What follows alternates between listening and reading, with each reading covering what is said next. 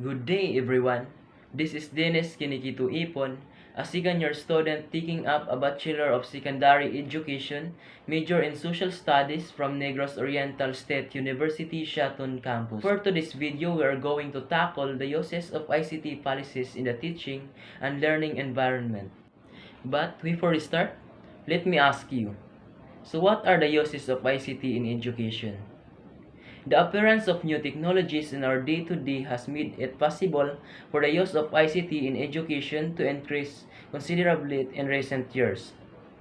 ICT have gained great relevance in our environment, having a wide catalog of applications in various sectors such as entertainment, administrations, robotics, education, and all kinds of companies.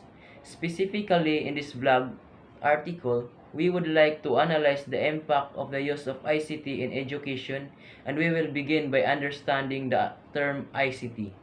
So what is ICT? When we talk about ICT, we are referring to information and communication technologies.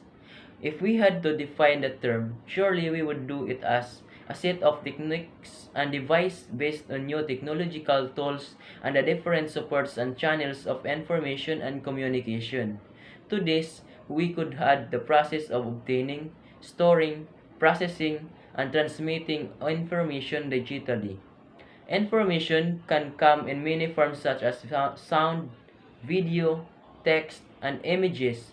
So when you think of what technology is available that produces these aspects of information and sometimes a combination of all these, we refer to such technology as mobile phones, digital cameras, video cameras, for example. Today, information and communication technologies are one thing, and so the repertoire of technologies expands further to encompass computers and computer-related products, email, MMS, and other forms of communication. The notable increase in the social use of ICTs and their enormous impact is an aspect that cannot go unnoticed in the world of education. ICT is already becoming a fundamental tool for new teachers and students in the classroom. So now, let's have the impact of technology on teaching and learning. Technology is a powerful tool that has changed how teachers teach and how students learn. It has provided people with access to education and access to different ways of communicating and working together. Next, the importance of ICT in education. Today, we do not need to go any farther than our home or even room to see some form of ICT in our lives, whether it be a computer, plasma TV, or mobile phone. We will have them in some part of our lives. In today's society, people as consumers of ICT all strive for the one dream, the dream of a connected life. This makes ICT a lifestyle choice for much of the population. In addition, this lifestyle choice is changing the way we communicate, increasing the rate of consumerism, and changing how we interact and gather information. ICT has invaded and transformed many aspects of our lives to the extent that we live in an environment that is dominated by technology, which itself is consumer-driven. No matter how we perceive its presence, there is no denying that it is an important part of our lives and that is here to stay. So let's have the 11 key issues to remember about the importance of ICT in education. So number 1, e-learning or online learning.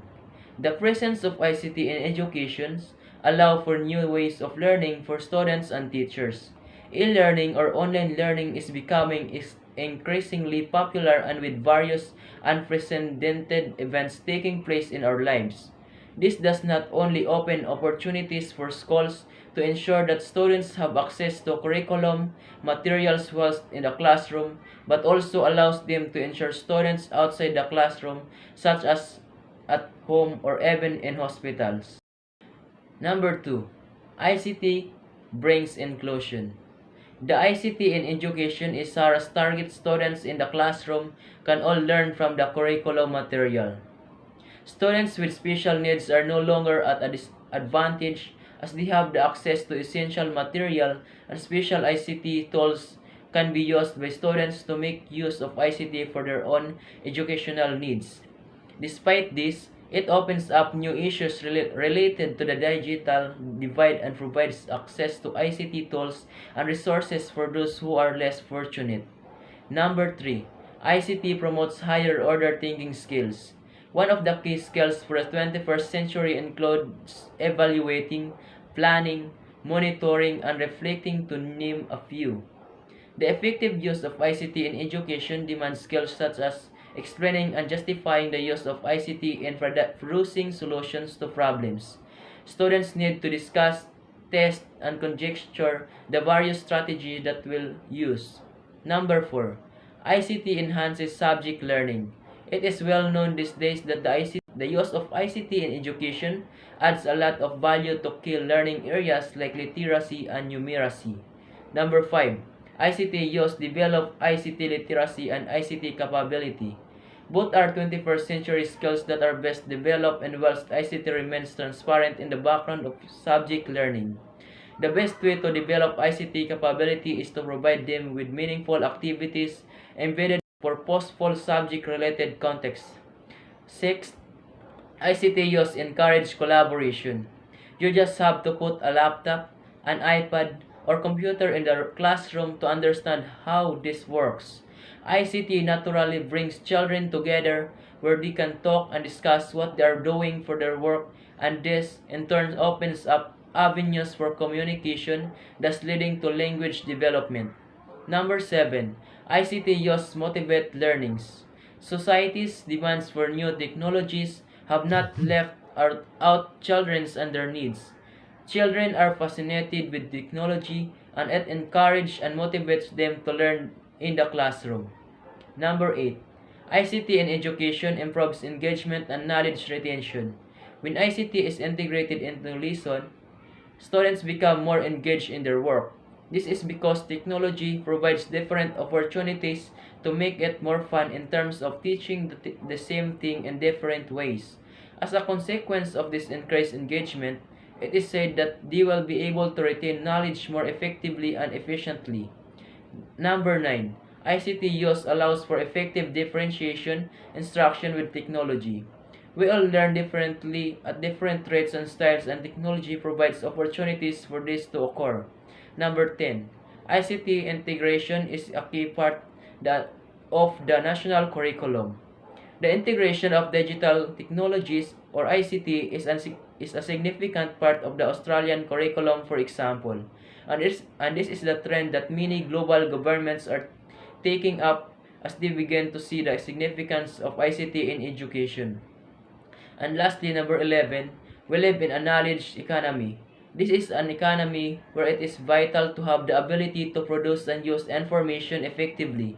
It is a time when ICT is pervasive and permeates throughout all industries in the economy, whether it may be health, education, environment, or manufacturing.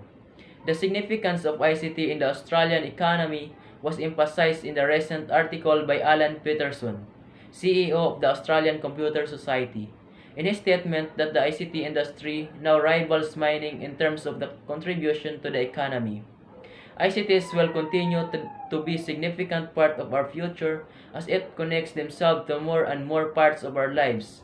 It will continually evolve and change because as consumers, we all like a choice. We like to use ICT for personal growth, creativity, joy, consumption, and wealth.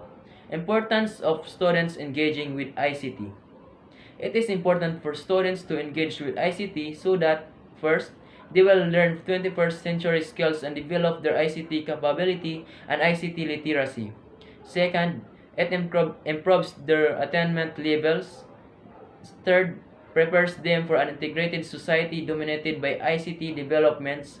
And lastly, number 4, so that they learn the notion of using ICT as a tool for lifelong learning. If you put a lot of thought into your planning, you will notice a higher degree of engagement, and this can lead to the development of 21st century skills such as complex thinking, creative problem solving, and collaboration. Technology integration in the classroom is an instructional choice by you, the teacher, and it should always involve collaboration and deliberate planning. What are the most used technologies in the classroom? So first, blogs, and social networking.